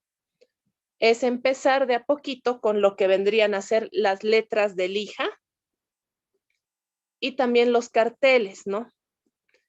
Por ejemplo, en Montessori se usa el color azul para las consonantes y el color rojo para las vocales. Entonces, así ya empiezo, ¿no? Voy a poner una imagen de, no sé, un perro, supongan. Entonces, ya va a estar, pero no va a ser un dibujito, porque es importante que el niño pueda asimilar el concepto real de lo que es un perro. No va a tener el mismo impacto que yo ponga una foto de mi perro a que si yo pongo un dibujito de un perro que tal vez nunca va a ver. Entonces, así le ayudo a asimilar estos conceptos. De ahí podemos ya pasar a lo que son las letras de lija, que son, pueden hacerlo con cartón. Yo personalmente agarro el cartón, lo corto tamaño carta y hay unas gomas Eva que tienen textura, que tienen como brillito y todo eso, o pueden colar tela, depende de ustedes, tela con textura, y ahí le pueden poner las letras, ¿no? Entonces ya pondré la A, le presentaré al niño el material para los papás, esto es muy práctico. Haciendo esta pincita, yo voy a agarrar y le voy a decir, es la A. Entonces ya va a entender cómo va el trazo de la letra y ya está sintiendo esta textura. Y sensorialmente es mucho más fácil que entiendan a que si le digo esto que está en esta foto es una B.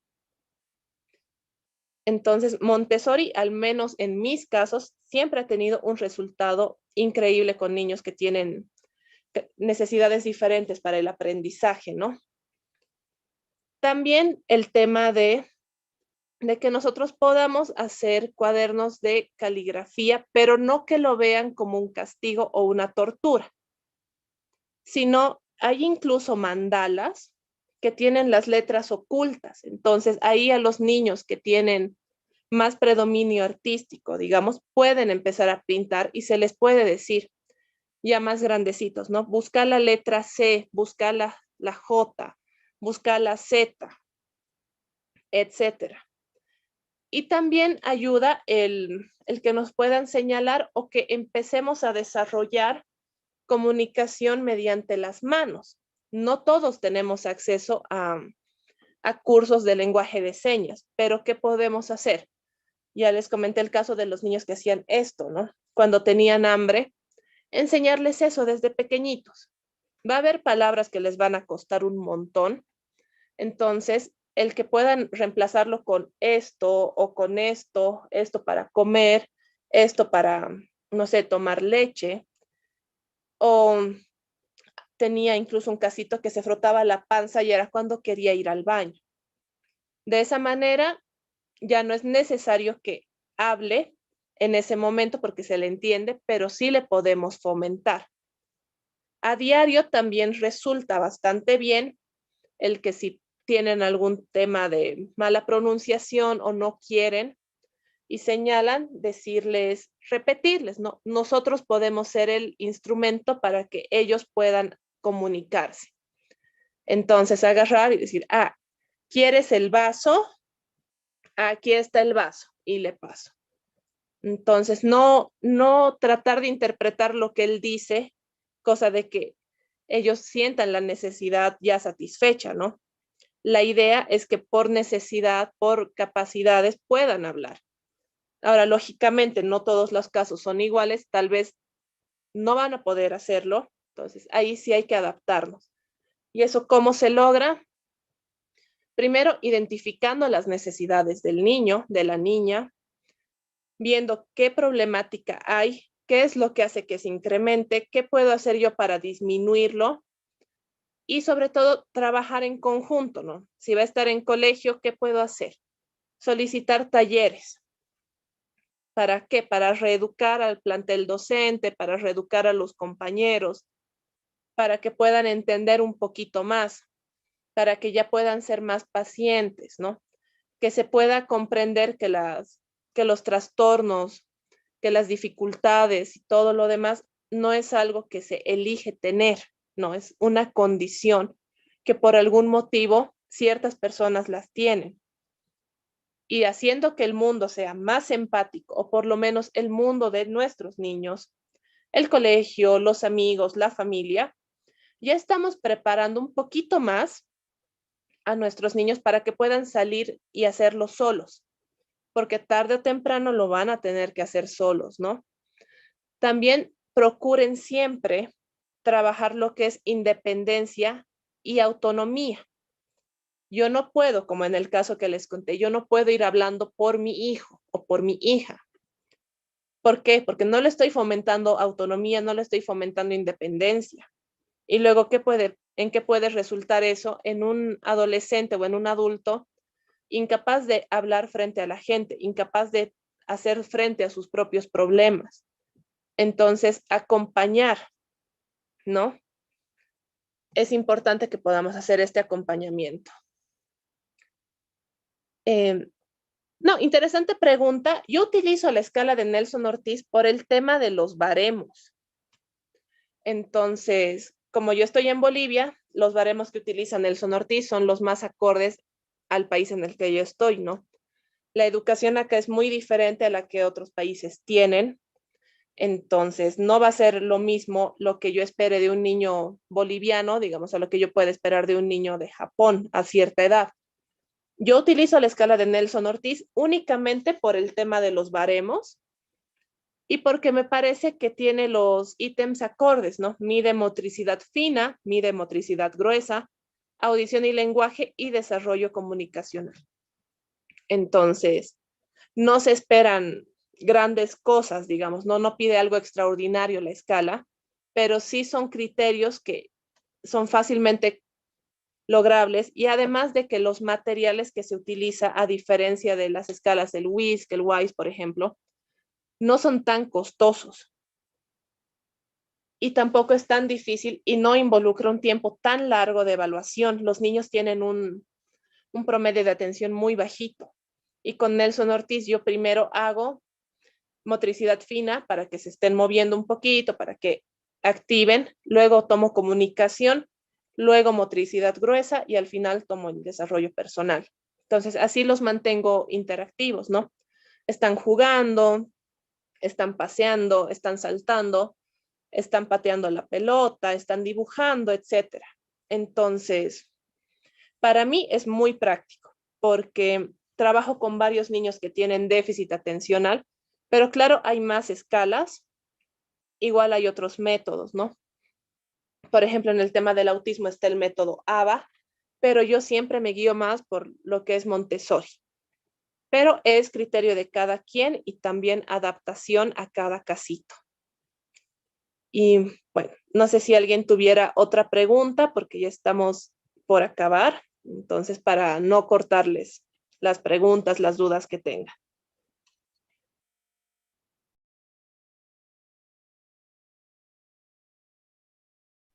Quería hacer mención sobre la escala de Nelson Ortiz. Yo encuentro que está validada en Colombia y también en Perú. Están validadas. Sería cuestión de ver si es que se encuentran en los otros países amigos de Centroamérica. En todo caso, si no hay la de Nelson Ortiz, sé que también hay otras, que la de Melgar, no sé si ustedes utilizan la de Melgar o no la conocen.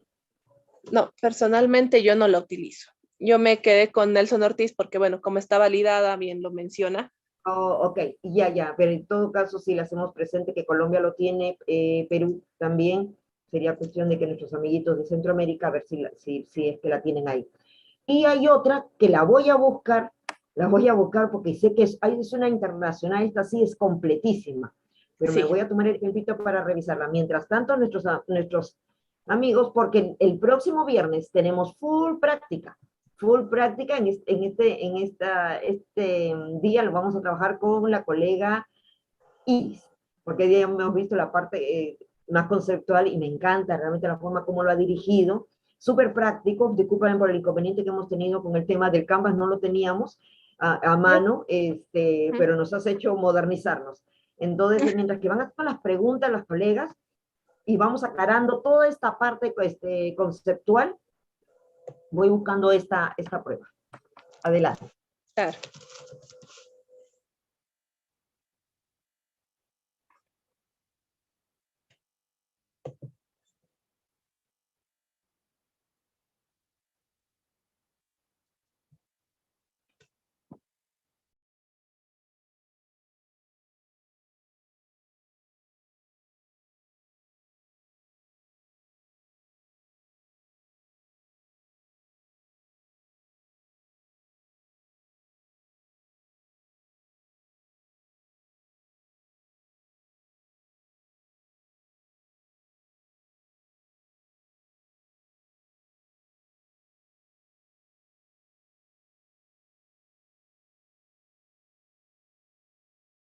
Discúlpame, coleguita, me hacían la pregunta si es que hay alguna prueba, alguna lista de chequeo, con relación que sea mucho más fácil, más práctica en caso que no tuvieran la de Nelson Ortiz.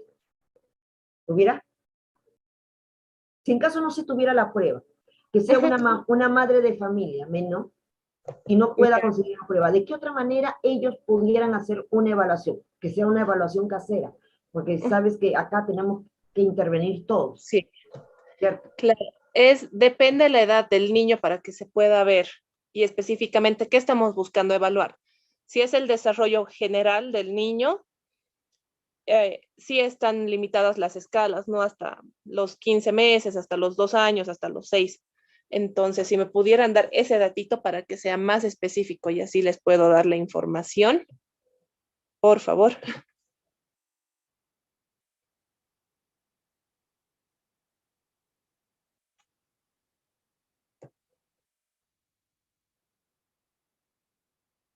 Sí, lo que me indica es de 3 años. De 2 a 3 añitos. Sí, 2, 3 años más o menos el promedio. Ujú. Bueno, usualmente para que sea, digamos, más caserito, lo que se puede hacer es, uno, ver el tema del tono muscular, ¿no? Algunos no tienen simplemente la fortaleza como para hacer ciertas actividades y en ese caso sí o sí tendrían que ir a fisioterapia, pero también es netamente observación. La observación es el método más, más usado, ¿no? El más barato, llamémoslo así, porque simplemente necesitamos visualizar todo, ¿no? En un contexto, qué está haciendo, cómo reacciona. Incluso el simple hecho de chasquearles a algunos niños acá, digamos, si ellos no giran, ya puede indicar algún tipo de lesión orgánica, ¿no? Porque si le estoy haciendo el ruidito y no busca, ya es tal vez un tema de que le está fallando un poquito la audición, porque mínimo sí tendría que buscar girar, así no hable. Entonces, son pequeñas pautitas que podemos darnos para identificar problemáticas, ¿no? Se puede observar algo inusual. Por ejemplo, para el tema del autismo, es un desarrollo normal, llamémoslo así, hasta los 2 añitos más o menos. De ahí existe una meseta, o sea, ya no se incrementa el desarrollo y más bien hay un retroceso. Entonces, podía hablar 20 palabras y ahora menciona 10 nomás. Antes socializaba, ahora se queda mirando al frente. Entonces, con observación y también la aplicación de bitácora, ¿no? O sea, ver qué más o menos está haciendo, cada cuánto, si es cada semana, si es cada mes, y de esa manera puedo ir viendo.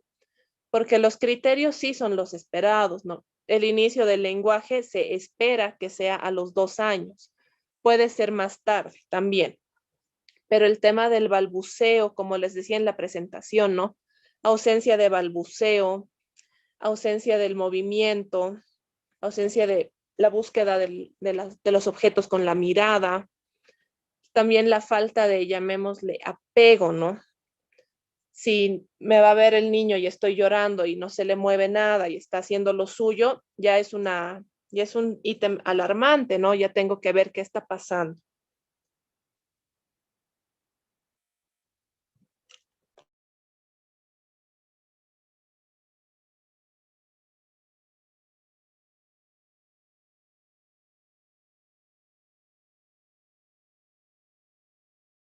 Por ejemplo, bueno, igual ahorita voy a leer las preguntas del chat. Podemos utilizar igual la versión de la escala de Kent, que esa se utiliza hasta los 15 meses. Entonces, para el tema del autismo esmeralda, siempre hay que ver y hay que descartar primero lesión orgánica. Si no hay lesión orgánica, difícilmente va a ser autismo, porque el autismo tiene que ver con una lesión cerebral, ¿no? Hay algo diferente en el cerebro de un niño autista. Entonces, siempre recuerden eso, ¿no? Primero hay que hacer todo el tema del descarte orgánico. Incluso para ver si tiene eneuresis, digamos, puede ser que sea primero por algo orgánico y no tanto psicológico o emocional. Entonces, siempre hay que trabajar en conjunto.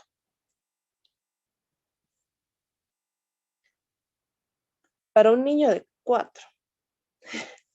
Sí, bueno, como les mencionaba, el autismo siempre se tiene que descartar primero, bueno, se tiene que acompañar con una evaluación cerebral, ¿no? Con algo orgánico que nos diga que todo orgánicamente está en lo que se espera que esté. De ahí recién podemos entrar a trabajar, porque si no hay lesión orgánica y hay conductas, llamémosle, que son vinculadas al autismo, hay que ir por otro lado.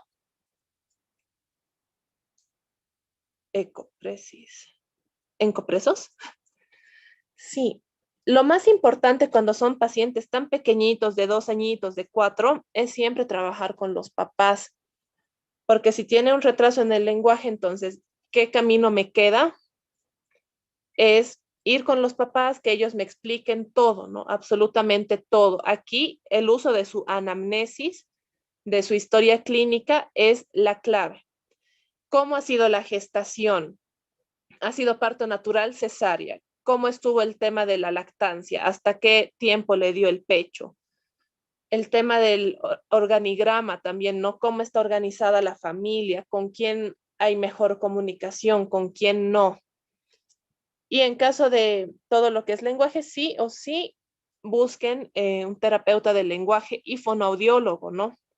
A veces solitos no vamos a poder, por mucho que tengamos acceso a los libros y todo eso.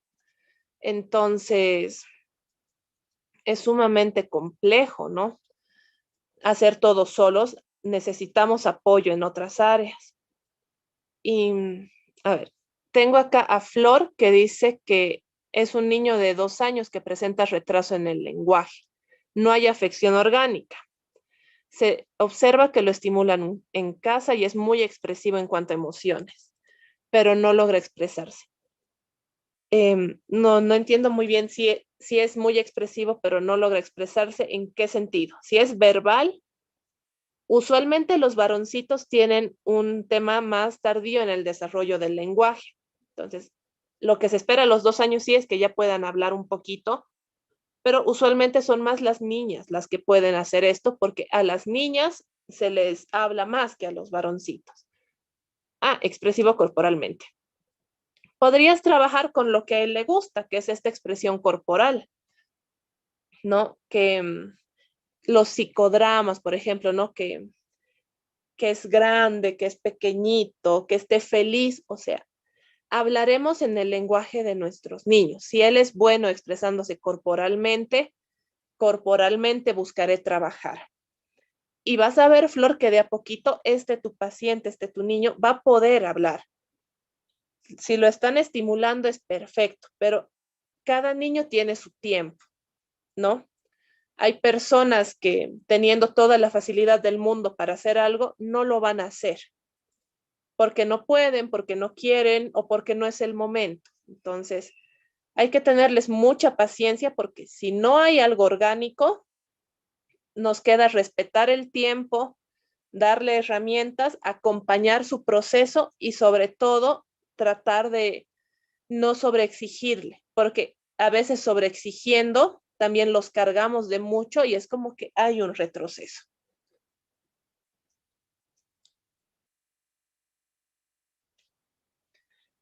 Y sí, también te ayudaría mucho un terapeuta del lenguaje, ¿no?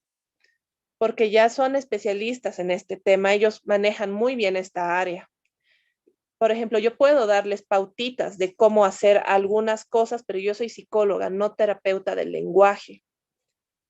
Pero las pautas están, ¿no? Las podemos ver, las podemos trabajar. Si tiene 11 añitos y se ha descartado el tema de lesión orgánica, hay que hacer un análisis estructural, ¿no?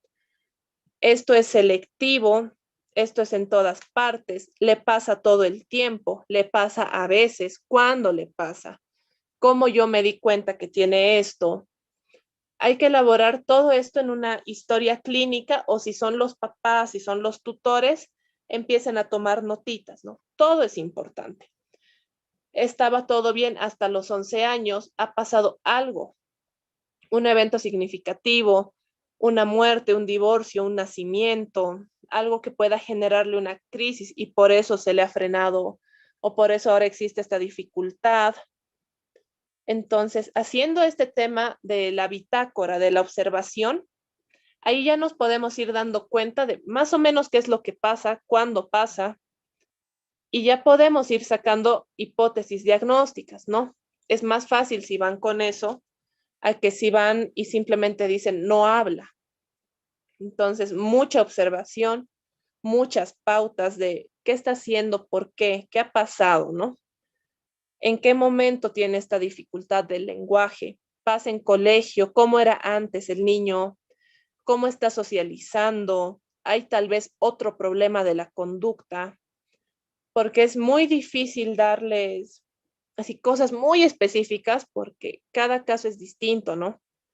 Si yo tuviera dislexia, no va a ser la misma dislexia que tiene otra persona. Yo puedo confundir la M con la W, pero puede haber otra persona que sea la D y la Q. Entonces, mismo diagnóstico, pero diferentes criterios, ¿no? A los 2 añitos también había un mensaje. Sí, a veces pasa que ya les damos estos significantes, ¿no? Es que es floja, es que no hagas. También vienen los mitos. Por ejemplo, acá en Bolivia dicen que si le das queso a los niños no van a hablar o van a tardar más. Son criterios de cada persona, de cada papá, ¿no? Por algo también los manejan. Pero sí, usualmente o sea, pasa eso, ¿no? Puede ser que les comentaba el caso de mis sobrinas, igual que una habla más que la otra, pero esto puede ser por el tipo de inteligencia predominante. Entonces, si tal vez la de 2 añitos no es tanto de comunicación verbal, veremos de qué otra manera puede expresarse, dibujando, bailando, haciendo mímicas, armando cosas. Hay que tratar de buscar el lugar exacto por donde yo puedo entrar para así dar una comunicación óptima.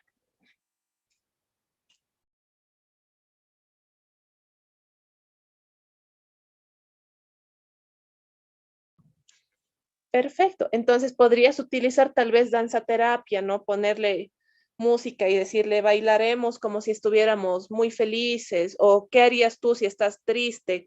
Escoge una canción. Entonces tratemos siempre de hablar el mismo lenguaje, no verbal necesariamente, que hablan nuestros niños. De esa manera vamos a poder hacer mejores intervenciones. Por eso es clave que nos podamos adaptar.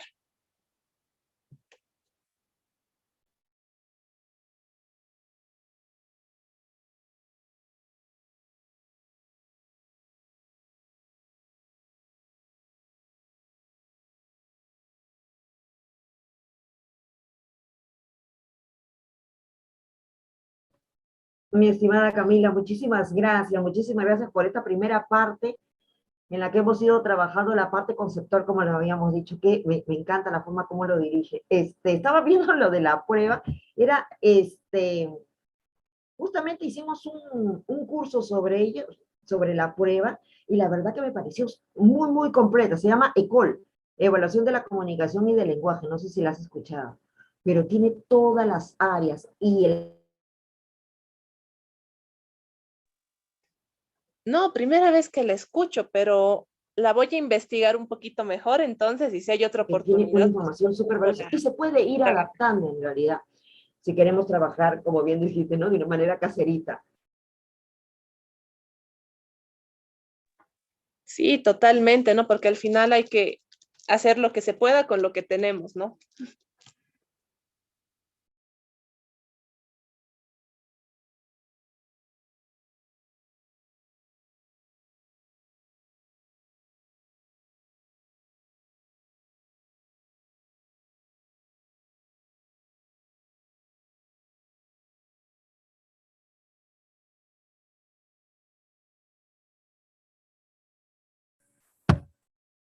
Discúlpame, ahora yo soy la del problema con el internet. Mi estimada Camila, tan linda, gracias por esa paciencia. Bueno, no me queda más que agradecerte por tan rica información. Estamos nosotros en comunicación, porque no sé si estás con nosotros en la próxima sesión para ver la parte full práctica. Me gustaría, honestamente me gustaría, coleguita, porque de esa manera ya le damos continuidad, aunque tenemos otra colega también especialista, pero sería muy bonito ir de la mano contigo. Mi estimada Camilita, si es así, bienvenido el próximo viernes. Si no es así, sus palabritas finales. Lo que no quiere decir que no nos volvamos a ver. Adelante, mi estimada. Bueno, muchísimas gracias nuevamente, ¿no? Por la oportunidad de estar con ustedes, de poder transmitirles los conocimientos que tengo, de poder compartir mi experiencia. Espero que les sea de mucha ayuda. Cualquier duda, consulta, igual estoy disponible. Estoy en Facebook como Psicopertenecer y en Instagram igual. Entonces, con todo el gusto del mundo, yo siempre voy a estar para ustedes, para pasarles material, para hablarles, para dar tallercitos. A mí me fascina hacer esto porque creo que de esta manera podemos llegar a más personas y hacer así un mejor lugar para todas las personas, ¿no? Empezando con nosotros mismos. Y así tenía que ser, con esa sencillez que la caracteriza, con esa humildad y ese querer dar, y dar lo mejor por sobre todo. Mi estimada Camilita, entonces nos estamos viendo, ojalá que sea así. Un abrazote, cuídense y nos estamos viendo el viernes. Gracias. Que tengan buenas noches, hasta luego.